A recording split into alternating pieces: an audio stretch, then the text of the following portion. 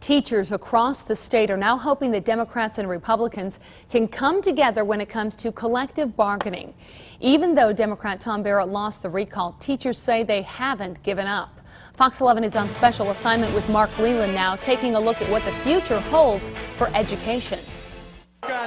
Governor Scott Walker not only keeps his job, but the recall vote showed support for his reforms, specifically the elimination of collective bargaining. The Associated Press exit polling of voters indicates 52% support changes to the collective bargaining law.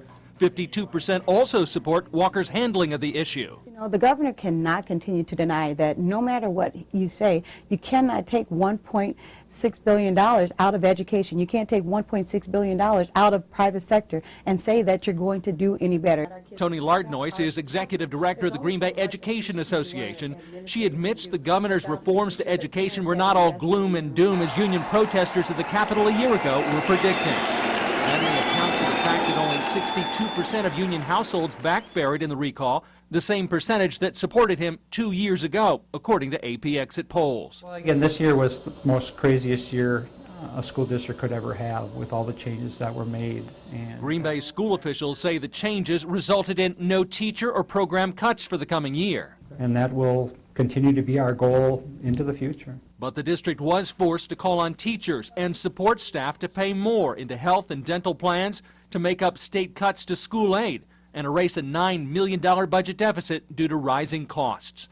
Green Bay Schools met its budget for the coming year, but the following year, Lardnois insists, will be another story. Unless the governor puts that $1.6 billion back into education, I can very well see that we would be looking at cuts and again, certainly cuts in personnel or programs. But as Governor Walker and Tom Barrett wrapped up election night, there was talk on both sides moving forward of working together on issues like education. And to try to do what's right for everyone in this state. Tomorrow we are one as Wisconsinites, so together we can move Wisconsin forward. Leaders with the Democratic Party of Brown County say the ball has always been in Walker's court. It's really up to him at this point to extend the olive branch and try and bring us together. And if he can't do that, then we're going to continue to have the kind of strife that we've had in the last few months. Republican Assemblyman Chad Weininger is confident come January the new legislature will take up education once again. And I think that's very important to have family members